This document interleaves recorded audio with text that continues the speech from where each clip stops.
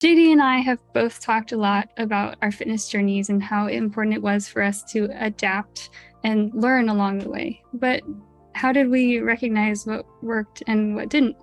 This week, we're talking about some of the specifics. It's a good point you're mentioning, right? Because it's really about the personalization. And, Stephanie, like I mentioned this before, but I had a high finance background and coming from the growth equity, hedge fund world, we do deep dives on everything, right? The diligence periods are pretty insane. And we always work backwards, right? And so, in terms of like the enterprise software, space, for example, there were a few variables that were just necessary to focus on and to nail high gross margins. So you're profitable, ripping up your sales growth, so growing at a healthy clip, making sure that you have enough fuel, so cash flow positive, you're not burning too much, right? And then obviously like the capital allocation decisions with regard to the CEO, you're not buying these huge expensive buildings, you're not buying these acquisitions or other companies that are not accretive, right? So ROIC was a huge metric, return on invested capital and incremental ROIC, right? So if you nail those, variables, fast sales growth, GMs, gross margin, cash flow positive, and ROIC, right? By and large, success would be inevitable, right? And so, what would I have told myself looking back on like this whole health and wellness journey, and how could I have kind of shortcutted my success? Just majoring in the majors, right? And focus on the micro adjustments that I needed to make at the time that were kind of like the bottleneck. I think the way I view it is like you always have a bottleneck in your life, like health-wise, personally, and professionally, right? And so if you focus all your time and energy on that bottleneck, whatever it is, right? In my case, I didn't know this, but my bottleneck was my addiction to sugar, right? And not processing carbohydrates really well. And so along the way, before I found out that little simple insight, I consumed so many podcasts, Stephanie, like you name it, like Dave Asprey, like he has one, Huberman, Hyman, like All In, right? Ton of books. Dave Asprey has a few books, Longevity, David Sinclair, it's just like Tony Robbins, Life Force. What are you under, right? And so tons and tons of books, right? And so the outcome was I tried a hodgepodge of supplements and, I tried this workouts and I tried these apps like New and Beachbody and tracking my macros and so forth. I got some spurts here and there, but inevitably, like I would hit the wall. I'll go on a trip for work, or I would have a bad weekend or a bad day, and that lead to like some negative momentum. And it really wasn't kind of meaningful, right? I took these tests. Like there's this telomere test that told me at, it was years ago, but when I was 28 years young, I was like 38 by, chronologically. I'm like, holy crap. So I'm decades older with like, what's going on? And it told me this thing, and I didn't have any so what. I couldn't do anything with it, right? And so, taking all the supplements to like NAD, resveratrol, creatine, like all these things, helpful, I guess, right? I felt it, but I didn't really kind of make much difference, like physically or You didn't feel like you mentally. had like a strategy or Yeah, it an was just like actual this plan. hodgepodge, right? And you pick and choose and you cherry pick, and you're like, what? Like, there's a new expert every day. There's a new fitness influencer. There's new some pretty doctors. You're like, where do you go, right? And in retrospect, looking back, what really worked was just kind of having like a very holistic, systematic approach. So when I work with Dr. Ryan, first and foremost, he used numbers, right? So he kind of did an intake with me, learned about my health biography, and then he added the numbers, so diagnostic lab testing. That's where he figured out that I had really weird insulin levels, like super high. So that indicates like I, had some issues with insulin resistance. Insulin is kind of like the hormone released, to transport glucose in the cell's body, right? But elevated levels may indicate the fact that, hey, look, like you have issues processing carbohydrates, you have issues with managing your blood sugar levels. But if you have too much insulin in the bloodstream, like you have strange side effects. Like, so you get thirsty, which I got a lot. And I was like, what, this is weird. You pee a little more than normal. You're like, what's going on here, right? Or you're hungry, right? And so then you have this weird counter effects of like being, for me, it was like hypoglycemic, meaning I'd have like low Yeah. blood sugar throughout the day, spike, like my blood sugar would spike and go down, spike and go down, and I just feel like these weird bouts of anxiety and low energy. And it's like, what is going on here? Mm. And a few other things were CRP and inflammation were off, and IGF-1, and these are kind of indicators of growth hormones. So recovery, my sleep wasn't the best, I wasn't recovering well, and I was overtraining. I was working out too hard, which is a weird analogy. Dr. Ron was telling me, he was like, if you're working out 6 or 7 days a week excessively and you're not getting enough rest, recovery, and nutrients to back it up, you're breaking the body down. And so, I think just getting that testing really helped me out, Stephanie. And then using the testing to kind of have a custom daily kind of like tracking and workout from our trainer and Dr. Ryan to tell me what to eat, when to eat, and have a cadence of somebody messaging me and be like, hey, do your workout, or hey, you didn't do your workout, like what happened, right? And there's some devices like the tonal and the R ring, and some therapeutics we all added along. But I really think it was just like the numbers-based testing that told me like what to do from a training inputs, hydration, sleep aspect, and adding on therapeutics and medications that kind of fast track that made my workouts work harder and my sleep work harder, my diet work harder, if that makes sense. And Working with the expert, that kind of sort fast of. tracked you kind of identifying what was working and what wasn't, right?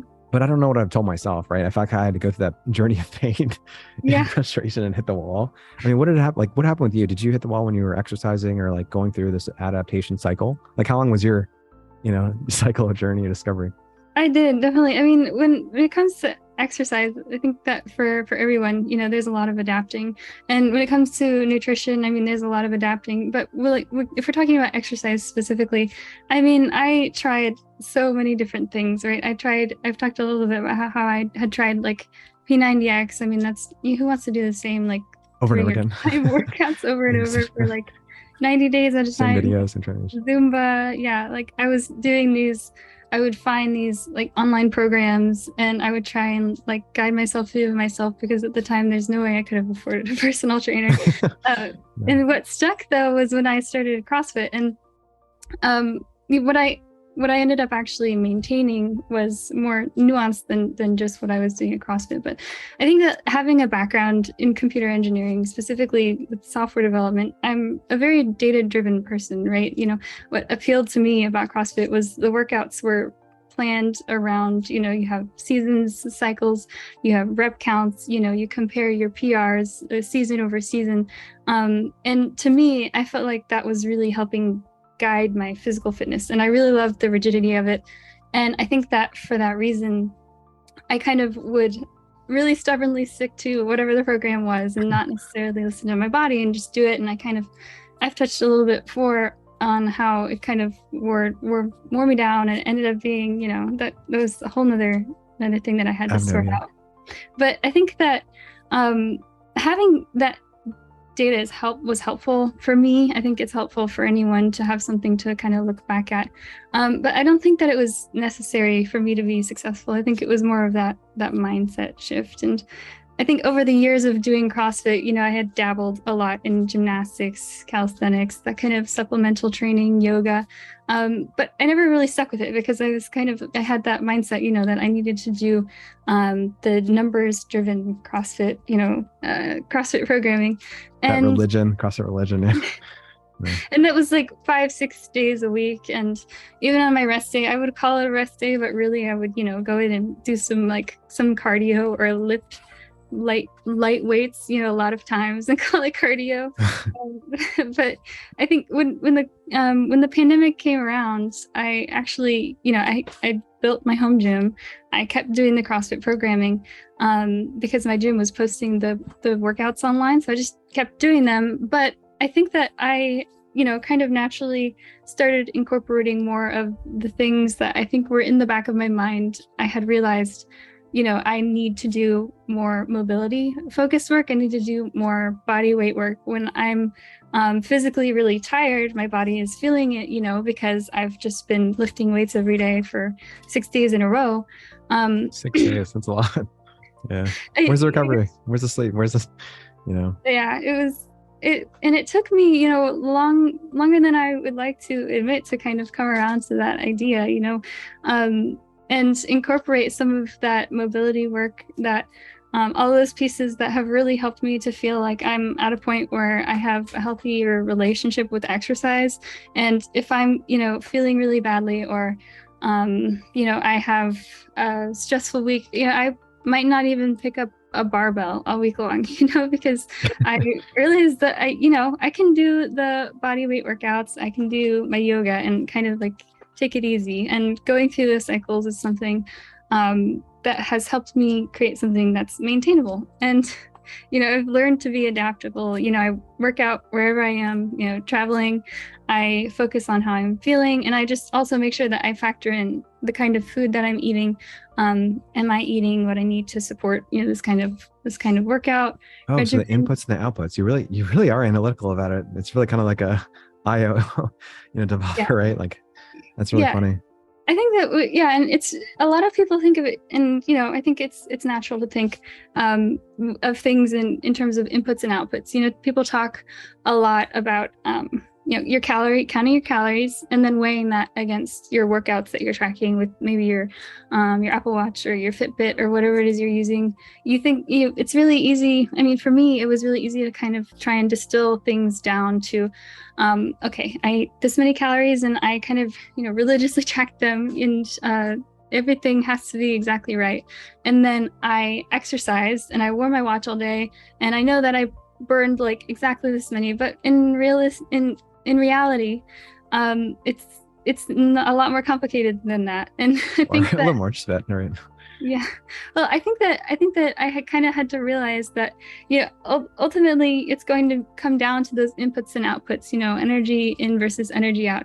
But it's more complicated than what we're seeing in MyFitnessPal and then seeing, on our health tracking app, right? It's like there are so many metabolic factors. There's, your sleep, there's your hydration, there's overtraining, and Covering behavioral yeah. changes. Yeah. And so you kind of have to learn what works for you. But I think that, kind of going back to what you were saying, I mean, having those lab tests to look at when it comes to like specific data, I think that helps a lot with understanding those metabolic factors. I've definitely heard of people, doing the elimination diets. Yeah. I didn't know until you told me about this that you could actually kind of have that as a baseline from a A blood test, roadmap. right? Yeah, you could have a roadmap, and it's like Some guidance there. it was a little overwhelming at first. And to be honest, I'm like, oh man, no in and out. What do I do? My life's over, right? But I think, seriously, like I think, looking back and in retrospect, it's kind of like you had that advisor, the CrossFit trainer, and you've kind of dealt with a few diet coaches and wellness coaches as well, like that helped you. If I just told myself, hey, like you have a mentor professionally, like you have a mentor and advisor, like for your companies and your startups and stuff, like, come on, like just, maybe you should get an advisor or a mentor for your health and wellness. I wish I told myself that, right? Because they could have definitely shortcutted my journey. Because this journey took like 2 or 3 years of me like Googling stuff and trying apps and trying this and that. And, it's like really funny because like when I talk to some of our clients who are business owners and founders, they always like say something like, I know just the guy, right? And they're talking about like a tax person, or they're talking about a legal advisor. They're talking about like a marketing person, right? And so like, if you know just the guy, right? A specialist out there that can kind of shortcut your time to a result and do it better than anyone else, world class, like it can be the difference between like good and world class in all aspects of your life, right? And so in looking back further, I would have told myself, hey, look, the same stuff you did in your 20s and 30s doesn't work. Like, now's the stage of life, like we need to kind of reinforce what you're currently doing and like scale for long term, have like a long-term foundation of training, testing, and therapeutics, and like a trusted advisor, right? Because, for a lot of our business owners, they have a defensive tax and legal structure, right? But they need to kind of shift that mindset to their personal and, health, because they are, we are assets ourselves, right? And Yeah, so you that's kind of want like to for the long term. yeah, that's what the one story I would have told myself looking back is, hey, like you're worth it, right? Invest in yourself, like, view yourself as an asset, and, don't, put your money on these cars and whatnot that are depreciating assets, put it on your health, right? That's the one thing I probably would have told myself looking back, and, work with the experts, right? Offload some of the heavy lifting from them and kind of implement what they give you. I think that's the tidbit there. But yeah, it was a very interesting journey.